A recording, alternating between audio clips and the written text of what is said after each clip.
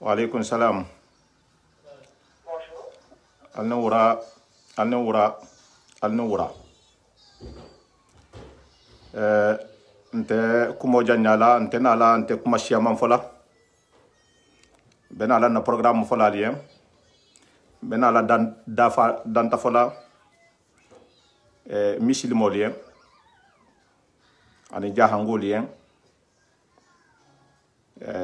Kumufahamula lien. Bafolanka a'udhu billahi minash shaitani rajim. Bismillahirrahmanirrahim. A'udhu billahi minash shaitani rajim. Bismillahirrahmanirrahim. A'udhu billahi minash shaitani rajim. Bismillahirrahmanirrahim. Et la paix et réconciliation Mamburu ke anamusulu. Kanal konton wuraina barinya controla misidime ya controla tigninta ya controla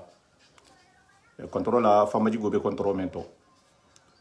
ana fata khafalbe en ka assalamu alaikum wa rahmatullahi wa barakatuh mbaringa lu sini programme mbole fola nya jandi benala dafa danto men fola mbaringa liem sini nin alayi muhammadu benari alayi muhammadu alhalia nabe nala muslimi ya sumon kala nabe nala bari nya sumon kala nabe nala sumola hakko membe muslimo lu tema nabe nala wo sumon kala insha Allah ni ala hala nyini be sem famuna fangato abe kala leri inna ma waxto inte mbadam talatu waxto inna ma net sini parce que mbe barla na baro uray na tenge na la taxla baro la mbadam tala ni nga sunna katnya mbadam tala 21h30 mbe ko la fo 6h du matin donc wala mo ala coalition na programme long sun karo en ton na programme lu be fengerin don de bara alhamdulillah sen adapté wato kenya ma wala ha ke na man tahan na programme lu subi comme al dal tala nyame al salon wonya ndala muhammadu benare sini mbari ngalu misil molu mbari ngalu jahangolu ne hajan ko misil molu mbe mo misil moleti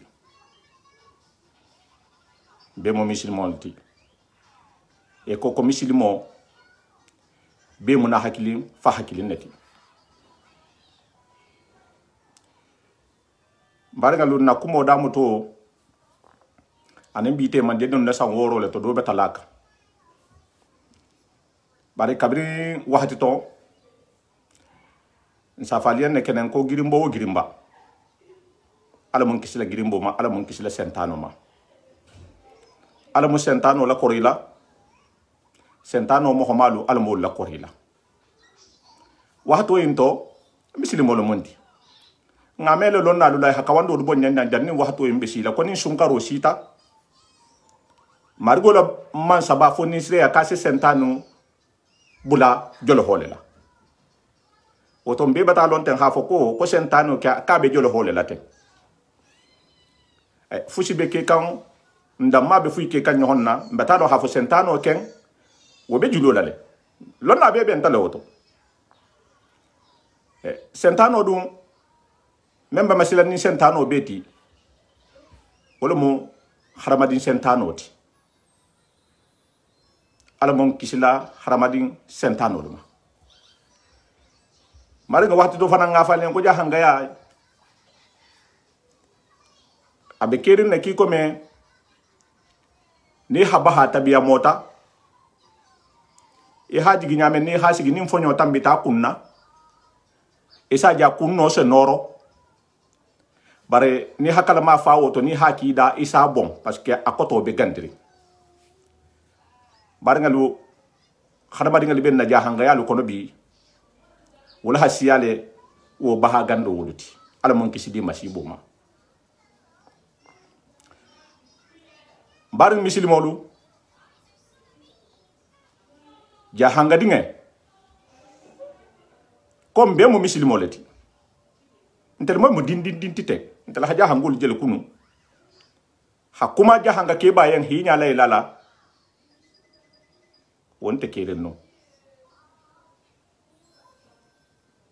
njemeno doho yala bi ni haje jahanga dingen jahanga bunkono e kata bunkono fuiti e kata habila fusiti mbese ne fako mbe botam bemba adama leto tumo men na mbe botam bemba adama to mbe lari wola ani mama hawa ni difference tartaje kontongol le mota ala ko ngani hollo ani sigidu la le kenya le moti woto ifinta igeta silen mbe bota dula kilinne sai melo na le fanana kom hadama dinga beto fi samante mais nga fisa beti comment silanta alanya ese silanno alanya nyadi ete kite be silandina alanya eme mo baba tuje eme mo na tuje eme bunkono tuje eme habila tuje eme sigi nyoko tuje alanya silanya do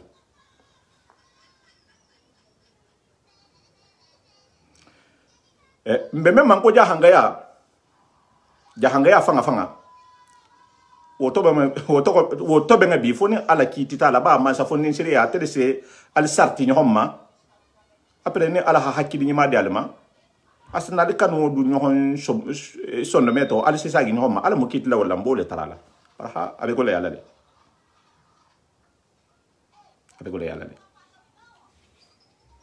kunu jaha ngolu kata tonya fo lalati ni tata bulati ñohon nabillahi wallahi inti lala tata kay hi kele ni li na bunkono blat ni honna wallahi bil qur'ani inti lali la bunkono kam hi kele ise to nyaade dula la saka parce que be lari ne la ki be fahala le ko ni fahata e be jon tarla de inte fola men ko altala wala bi nyinen kala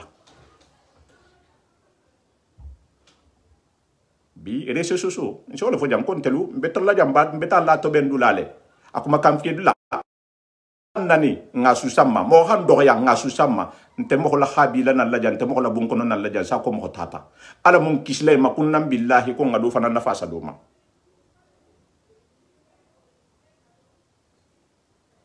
bar c'est très grave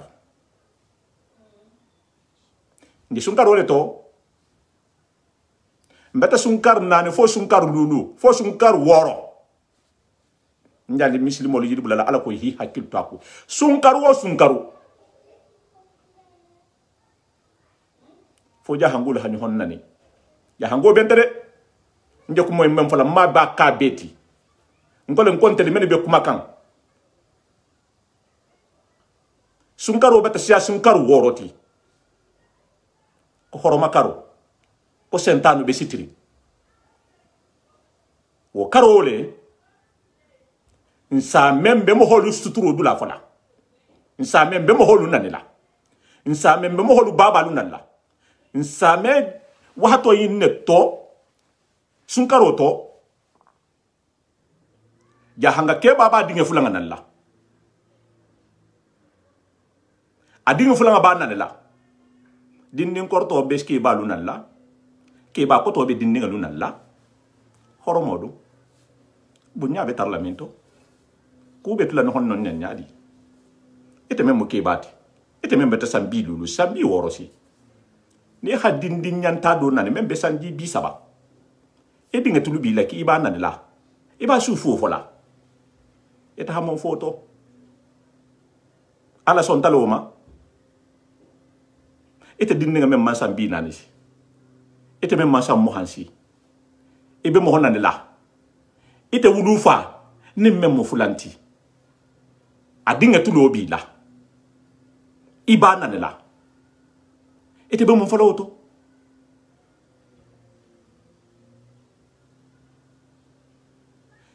ni sunkaro isita siebe se katalembe alquran kan le fala dino kan le fala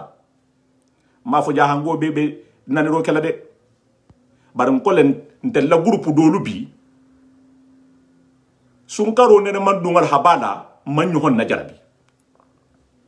jahanga ya mo monti bi hanyo hon ke hanyo nyanyi ni nte musa baje ko mala nyamen na ten sanji tam bolu nte fusla fo hante nyaani ni nge ko moy men naten insala de nyame al siaman tam bitale bar al taala tere musa singeti na baro mu munti sayin nsi nani ne mam men nyaani ni folo ha fo ko jang kadingale moti folo ko halala dinte astaghfirullah ngi sum karole to fan ni mawole nyaani ni folo hawo ya eji so mela comme si de molo muti al taala man so dum lonna lu ko kana nyo hom majaha ete be sunna ebe fatiha karanna eba fala ko iyyaka na'budu wa iyyaka nasta'in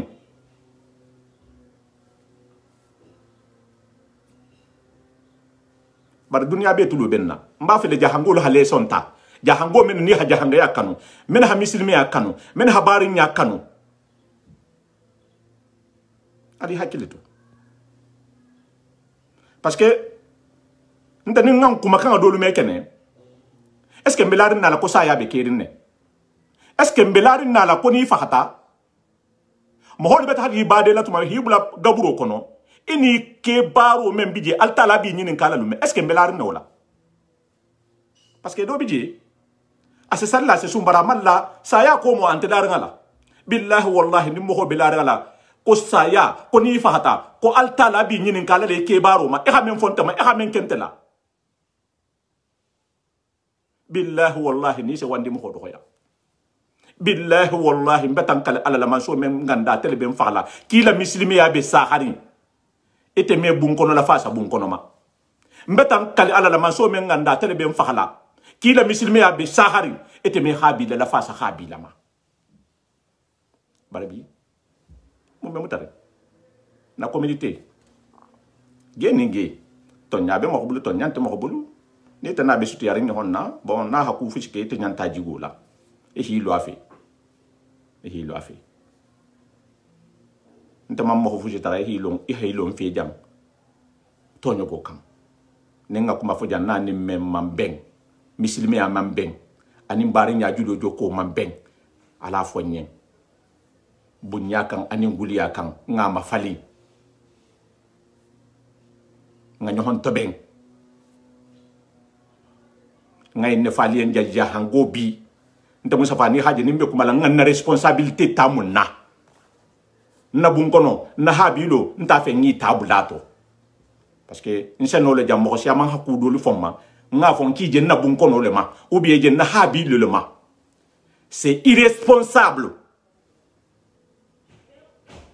kudo hadum ne mo hote nga ke famille bi tati nga ke habilo de tati et ces familles bi tala ngato et ces doudou tala ngato et ces doudou ko hakko le mo ali ngam bodo ñohon hakko ma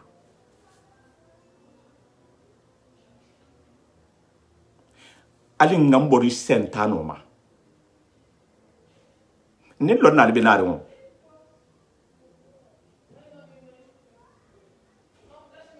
jahango hilo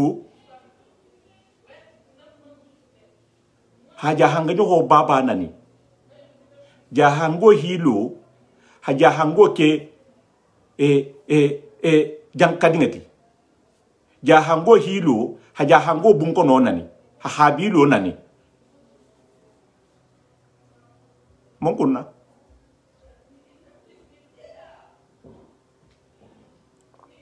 jahango ha sawante furelu nani fure isaji jahanga kundale bi fure même banta bata sanji jalusi ha fa en ko fu yangal mati iyo Allahu akbar inna lillahi wa inna ilayhi raji'un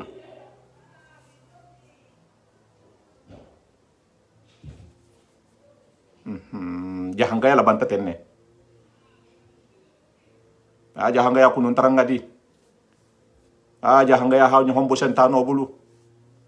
jahanga inyo honna fasa to nyogo kan nto sigin tanya menna be ni la postu be ni pilasi ni be organiser talenu abe be tahaku kanne barkabre nga fengen abe nyen ko nga fengen le soto sentane fengen si tambulla nya menna ko manto hakantu la jamenna mantu no butugu n'importe quoi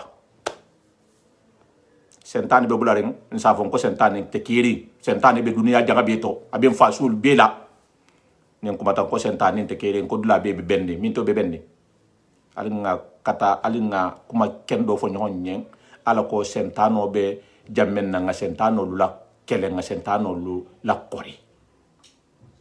bare ku kilingo lo fo girimbo yimbula nga nyesa gila telefola adamu to nembite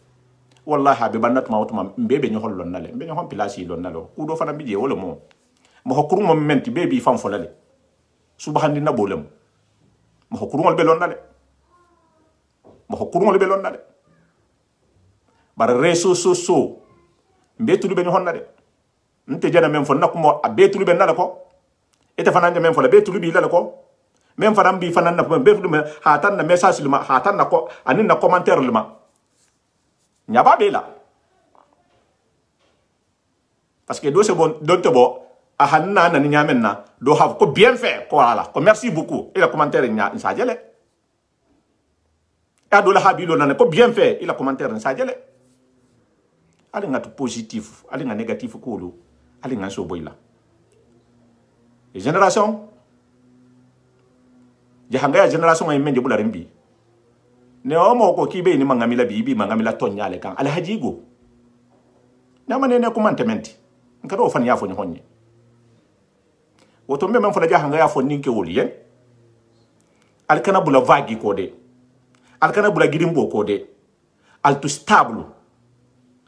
alhalon na ni ninka alhasigi nyo ya hakolo alhal musu hakolo lon alhal dingel hakolo alkana mo holu nani ko parce que ko bebi nani la alkana mo holu doxya ko parce que ko bebi doxya la ala sa ha folo akati tele la fa foti telema fem ni man na man dia hakila kana so hakem holla woto bi hanale khamisa garde ke hakili malien sentano kumo be jamme alkan tahaji la saha sentano le jama membe siarim bi albata je ko ime boku la jansa fo ni taharande butan ko menala do nan la jam sinin na pasi malla na me mo wuli kilinsi barangana jang ko be kawando le bola ala koten kila koten haben alqur'ano ma haben sunno ma har mo ho han billahi har mo ho han imi asoto ni men nata no hamo jema gunge nyame ala koten ki wala bi tata warna haji jan sa dol to hoben da to mbe wali lawul ma ba pengela isa je papa wo man din nako wo to kole ki hi itulo e ha haramu ya kumo do bi jam be tulo ha me ku do bi nya man ka jela ida man kan ku do fola sentano kumo be jam ni tata sentano la me itata sembente ya bon problème de jahanga ya mandalina dunia be ben na sahala bi har so mena tambila fo ninke do mambo aman jahango lu nani aman mum fo jahango lu ma est ce que wo se wo fo le jahango kunu numa mbo ko ndane la munna fo ninke men botana na ha jahango lu nana hanna mo ko balu do yambulu la munna i anya bala jahango asi aket de do la hankela kuntuta Mohamed nga jahangolu dohoya fang hajere jam o siama le be kerin sai menu kunu ni ko yen ko doron ko jahango e man jahango ni fushi la fo bunya ani ngulia ani horoma mo bi ne ho do le jahangolu nan labi e man dan telefon ma fa jahango benani hanna mo ba do lu laikam na tawti mo men bente la sala ten suwa nin tilo ni na ta jahango la resu susula eto be jahanga dingala abe jahango na la hala furena ni eto be jahanga ke bala men beta sambi lulusi aba dinga fulanga la hala kurto kono o ba tribu nyala nyadi o ba tribu nyala nyadi ni ga jada si tal ko moma abate akela te fananya dinne la ma fananti anya jana tel menge onya aba en kali bemba fanantara mbo nyale anani babadu donc aba fa jay fa ni beten ne me kenya men to ten don sen de kenya into ya khafo ko mislimi ol labaro le mo ya hanga kendo li haketu den ta be made ngol giri mbasi fa men ni ku men je mutari mbulu la na reso so lu kono la hanyo hon na jarbi hanyo hon fo han sutra du lalto mo men tulu ben na wala wandi mo kuta anya ben na be baro la onya na dino lu mbi samba kan nyamen na be ko lu muta kan nyamen na no tata jango nani ha janga ali falu nani bon ngana ba hanyo homma donc wala hake kuwo ku ni haji fanga kan i fanga le mo fanga le se ko do la i fanga kan donc mo men ben do ya la ben nanila e nyabe bi le la ja hangolu bi le la ten wala ke ni ben ko mo lu nan la kenen e ben be do ya la abekeli en kom be mba olu fanan telije maganya men to ko olu fanan trambe maganya le to donc ni ko misili mo le mo ti tele man lan na misili me ya la parce que misili mo me baraten din ningal le mo iti bari dolo halon ne wal hal no ko ja hango kunun tonya ja hango bi de bonya adolu abente alhamdulillah ni sama sola fondi sire atantu man si adamma ja hango bentonya oto ntele kabrim kunun bela pele kilikan hambulo du nyohambul hakikilinti abe gole yarne bari men man sentane man men man on te ben adresse ka telle la men me son ila bun kono hatara kele to isaboto nte son nan na bun kono hatara saboto nte son nan na ka bi lo hatara kele to saboto nte son nan ta fushan na nafasa kelo kan matara parce que ase woyole eta hado nani ebe men nan la wo bitanke turbila nate ko kadinyata est ce que bitanke o bedinya lale est ce que wodinga bedinya lale woto kuma kan alibe de men se sentano la we na si ti ma sala sa nyame katay hala sa wonya ya hakitala salati kana kitala manalati altala nyabi bela mo fushin ta magulloto bari mbata sum kar jalike mbeteng franchement c'est très grave mais bon mais bi ko la ko ni men nga balu so to butum ni men nga fan so to so kuma la ha ya kannasi hawandi bogolu nani hawandi tatal nani hawandi kibal nani hawandi bunkolol nani hawandi habido lu nani bon mbata ko mbata autorisé à c'était de nta ben jenti nda felen sa goto jante on mo be na jante me fono jante bara kunna billahi alamun kisila alamun natangala mais même fola beyen dino ken ngola fa nyama nte jang karmo holu foni mengi bande ala ko ten kila ko ten hala alqur'ano kan hala sunno e ko me ngatara sulla nyame mbo defande la le mbo wal hadal la tambila le jam mbe daji go kurngol be denoncer la le jam hata fanto bunyama hata habla fanto bayal ni wonyo holu ma même ben na société kono parce que wolle sey ku sifani ke ko be ko famte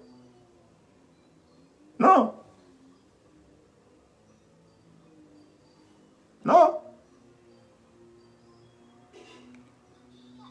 woto mbedwala to ben dilal ya fala men sidema mbedwala tinyar la men ente ko fahamul fara men se fahamu nyima dima bar mbata sum karna ne fo sum kar luluke ko sentano dum be julo la waxto wole to mbata lo xafo ko sentano mo ko le be masilan ni xasiya sentano fangati mbata o ta man sedoje parce que misiri moli hay fonne na sun karo damu tala ko sentano be balandin ne ka be julo le la be ho mele jam woto ninga men jobutu mo sentano ko be sentano kala har man ta sentano nyini har man ta sentano nyini ja hanga dinne ja hango hada hasi wandi ko moma wo ho ko moma pili grand jamais sai na ubrinke ja hanga keba même bata jida bata dingal soto ada hasi adinga fulangam non asi la le khasariya ngabe men bolé to khaboyto bar wo jahanga bun konon tije wo habi lan tije nti si jahanga keba me de ka be jahanga dinga ka ba nan lale wuru dingen ma fa me kede asake parce que i hanani ro fasaro le lo i hanani ro koto le long i hanani ro masibo le long bon et bi mbole kala bi facilement autant me ben fala lien ni ko lu bula takene réseaux sociaux là ni ben na ko mon la kenan al dinne le sobo dinne moins de 18 ans ali le sobo na réseaux sociaux Facebook la kenan na ben na sala moins de 18 ans parce que adjana si wala mabutum 18 ans awa musulmé sate o sate si aussi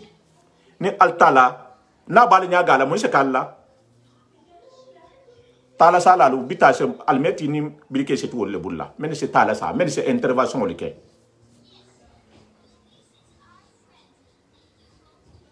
wala ke eko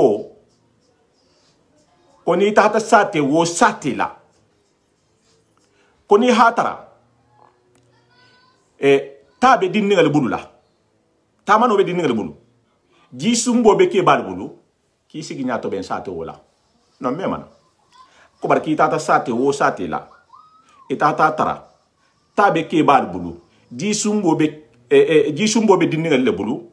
ki hi la fudo siti hatami non te sigul lati parce que tabe dun na le jela nin ta don ta ke bal bulu dinne te ji sumbo kala taala e ndala sala wala jomo tare wala jomo tare woto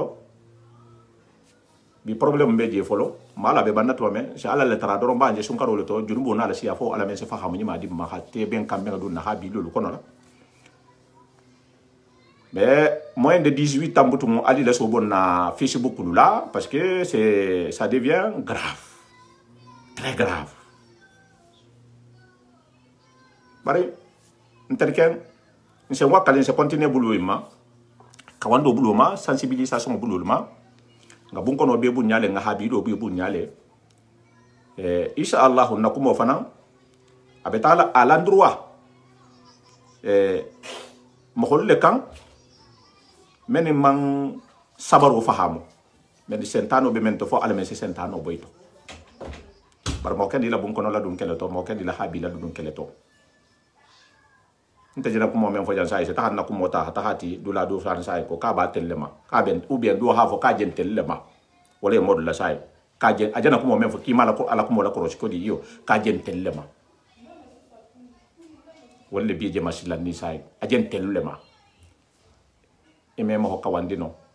mbata lonna lu be mungo dun lonna lu be da bi famadiya mo ho be siaring janni ha tonya fo mo ho lien misili mo lien même mo tonya ti mewo fo famada madiya ku mo lu doron baral tala nya be en bela anya be bela lu ndo be na la imi fanno lu menna même fanno lu menna al tala be manyin ka lan na fe e geste ma lu menna ku kurungo men ben kono halo mani ku kurungo men bi kono halo te maba ante je kuma la man di tayen ou bien kar sabe kuma la man di tayen ibe ke kan sabo te xam o lu kili ko kar sa mo kurun do fana mo kurungo lati ibe lorin altala nya ko to lu menna isufu lu be kuma la idale ba fala ko ngay ne fo kar sa man te la ha fama ibulo lu ba fala ha sede nya ba sede yala tulo ba sede yala isinga men ta u ba sede yala e me fusine fanye wulungo ibe nya figi ya kala men wulunga ame ku no yen ibi fam madiala mo men wulunga ame ku no yen ko fo yike baro olungo ibata si nimisa dula men e me sagino parce que ça me lonna la olungo le ba fo la ko e ha bara kendo menke e altala ko mbula ngata do sagi ngata do la en kameko e ha ku kurungo menke altala mbeta la sagi la na bara kendo ma jafam men fota to nyale bara kurungo manni e me sagino ko ete muso ete men nyabenna ete men be sate lu tinyal ka ete men be khabilu lu kala atte men be sudumu la bungolu kono la khabilu lu tema nin kurata na kumo la nyabe alhamdulillah nga men kar sama yo na bi nga fe mala mani ala sonta ante n'importe quoi c'est bien n'importe quoi woto men ha jahanga ya kanu jahanga ante jahanni